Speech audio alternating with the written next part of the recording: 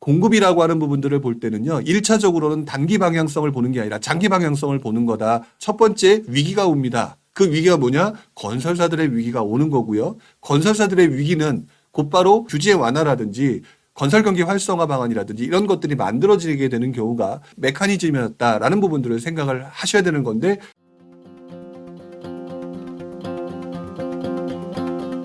여러분들이 아직 이 상황을 이해하기는 좀 어려울 거라고 생각을 합니다. 하지만 공급이라고 하는 부분이 매우 중요하다라는 것들은 변함이 없어요. 근데 이 공급이라고 하는 부분들을 여러분들이 상품 투자할 때 이용하게 되는 것 같아요. 예를 들어서 뭐 서울의 공급 물량이 줄어들기 때문에 서울에 들어가야 된다라든지 지방의 공급 물량이 줄어드니까 지방에 들어가야 된다든지 또는 어느 도시가 공급 물량이 줄어들기 때문에 들어가야 된다든지 자 보통 이렇게 얘기하는데 이거는 미시적인 접근 방법이고요. 이 말은 상승장에 돌입을 했을 때는 이건 100% 맞아 떨어지게 됩니다. 자 그런데 상승장이 아닌 지지부진한 장 또는 침체장, 하락장 이런 장이 오게 되면은요 심리가 더 큰 영향을 미치기 때문에 공급이 줄어든다 하더라도 생각보다 움직임이 크지 않는 경우가 상당히 많습니다. 즉 여러분들의 본능이 좌우를 하는 거죠. 왜? 본능은 손해를 보기가 싫거든요. 그리고 시장 자체가 안 좋을 때는요 무슨 말을 해도 안 들려요. 이렇게 해서 살아날 수 있는 신호가 보입니다. 안 들립니다. 왜? 까딱 잘못하다가 실수할 수 있다, 실패할 수 있다, 손해볼 수 있다가 발생하니까요.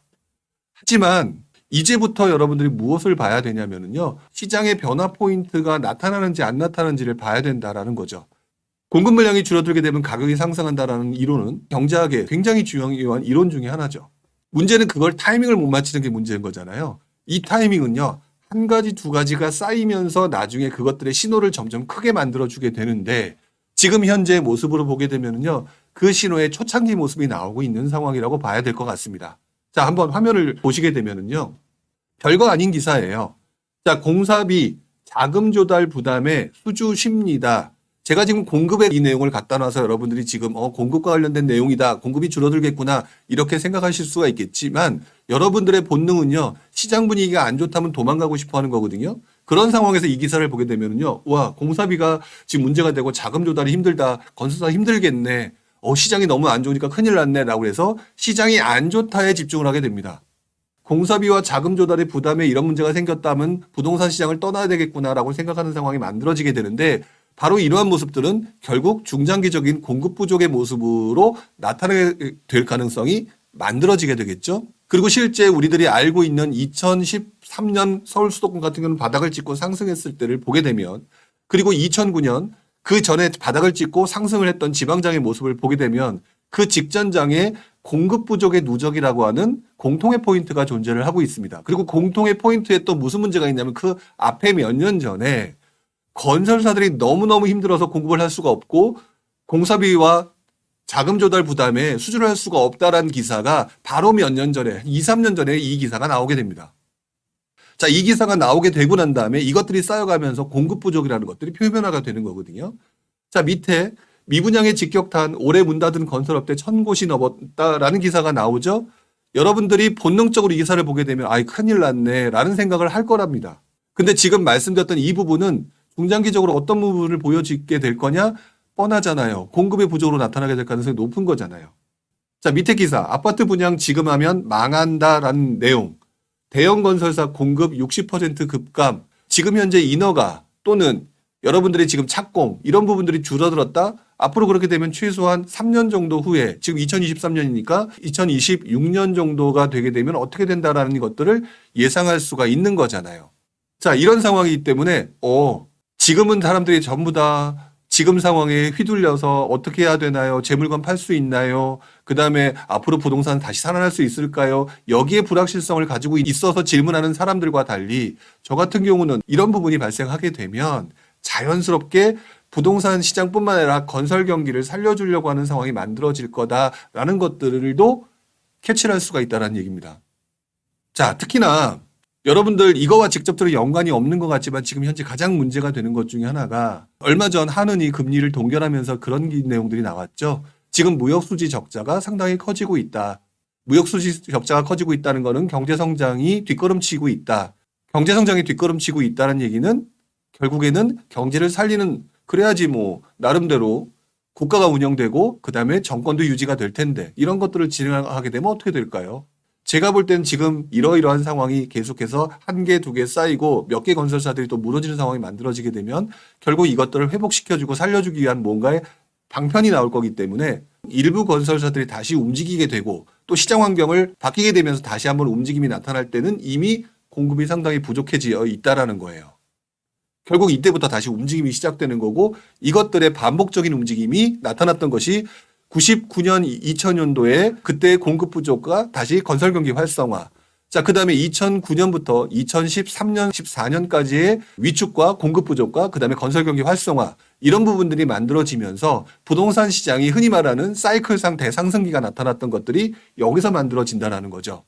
그런데 지금 현재 시장이 안 좋아짐으로 인해서 지금 이것들이 만들어지고 있다. 그렇다면 지금부터 시작해서 공급이 줄어들어 가게 되겠구나라는 부분들을 이제는 방향성으로 잡고 보셔야 된다는 거죠. 자, 서울 아파트 분양 물량 300명당 한강으로 꼴찌. 분양 물량이 이렇게 적은데 왜 지금 서울의 집값이 안 오르나요? 라고 많은 분들이 물어봅니다. 근데 아까 그랬죠? 단기적으로 미시적으로는 시장 분위기가 가라앉게 되면 심리가 죽게 되면은 분양 물량이 적어도 안 올라요. 하지만 이것들이 쌓여가는 과정에서 여기에 뭔가 발화점이 붙어야 된다는 거거든요. 그러니까 지금부터 여러분들이 봐야 될 것들은 투자를 지금 당장 어디를 해야 되냐의 부분에 대해서는 아까 말씀드렸던 거 상황에 맞춰서 싸게 살 수 있는 상품을 찾아라. 하지만 방향성에 대해서는 조금 더 걸릴 수 있겠구나. 이런 부분들을 생각해 볼 수가 있겠죠. 자, 그 밑에 있는 기사도 서울의 입주 물량들이 반토막 났다라는 얘기가 나오는데 그리고 그 밑에 이런 얘기가 나오고 있죠. 인허가 착공 줄어들어서 새집이 반토막 나겠으니까 새 혜택을 주어서 미분양을 해소해야 됩니다라는 기사가 언론에서 나오기 시작을 한다는 거죠. 즉 뭐냐. 시장의 움직임은요. 정부와 건설사와 그다음에 우리들 3자가 같이 맞물려서 돌아가는데 여기에 언론들이 바람을 넣는 역할들을 하게 됩니다. 자, 그러면 합쳐볼까요? 무역수지 적자라서 시장이 굉장히 안 좋습니다. 부동산 시장 자체도 전반적으로 다 안 좋고요. 지방 같은 경우 서울 일부 지역들을 제외하고는 수도권도 그다지 좋은 상황은 아니죠. 여기서 건설사들은 문 닫는 상황이 만들어지게 되겠죠. 수주가 안 된다고 하죠. 건설사들은 위축됐죠. 이런 상황에서 공급이 부족하게 되면 나중에 몇 년 후에 집값이 하게 되면 정권들은 몇 년 후에 그때 상황을 갖다 맞아서 얼마나 힘들어질 것이냐를 생각해 보게 되면 난감할 수밖에 없는 상황이다. 여기에서 언론이 새 혜택을 줘야 되고 미분양을 해소해야 된다라는 얘기가 나오게 되면 명분이 만들어지게 됩니다. 이런 명분이 만들어지기 전까지는요. 집값이 이렇게 올라서 서민들이 너무너무 힘들다. 그런데 이런 걸 또 하란 말이냐라고 얘기했을 때 반발 심리를 명분이 나오게 되면서 이것들을 할 수 있는 기회가 만들어지게 되죠. 이런 기회가 만들어지고 난 다음에 시장의 움직임이 다시 상승 사이클이 시작되는 경우가 많다라는 거예요. 다시 한번 언급을 하지만 공급이라고 하는 부분들을 볼 때는요. 1차적으로는 단기 방향성을 보는 게 아니라 장기 방향성을 보는 거다라고 말씀을 드려야 되는 거고요. 장기 방향성을 보는 과정에 있어서는 첫 번째 위기가 옵니다. 그 위기가 뭐냐? 건설사들의 위기가 오는 거고요. 건설사들의 위기는 곧바로 시장을 회복시켜주기 위한 규제 완화라든지 건설 경기 활성화 방안이라든지 이런 것들이 만들어지게 되는 경우가 그동안 우리나라 부동산 시장, 그다음에 건설 시장, 그다음에 정부의 메커니즘이었다라는 부분들을 생각을 하셔야 되는 건데 지금 계속해서 명분들이 나오고 있다라고 말씀을 드려야 될 것 같아요. 그러니 이제부터 여러분들은 어떤 부분을 보셔야 되느냐?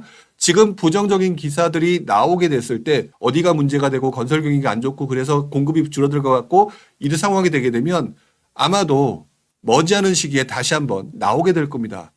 건설 경기 활성화와 같은 특정 방안이 나온다라는 것이죠. 은혜수님이 공급은 장기 방향성을 본다. 앞으로 몇 년.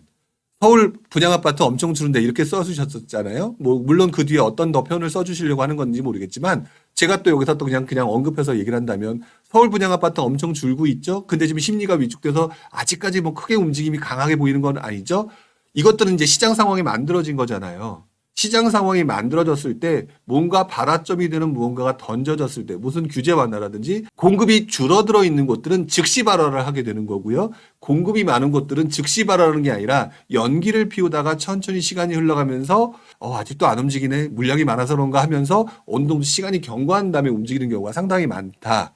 자, 그 부분 또 한 번쯤 생각해 보실 필요가 있을 것 같아요. 그래서 여러분들한테 전문가들이 서울을 얘기를 가장 많이 하는 얘기가 서울은 이미 공급이 부족하고 줄어들었기 때문에 무언가 시장 상황이 바뀌게 됐을 때는 즉시 발화할 가능성이 높은 곳이기 때문에 그렇다. 근데 나머지 지역들은 그렇지 않겠죠? 그래서 지방 같은 경우에서 여러분들이 보실 때 공급 누적이라고 하는 부분들을 꼭 기억을 해 보셔야 될 것 같아요.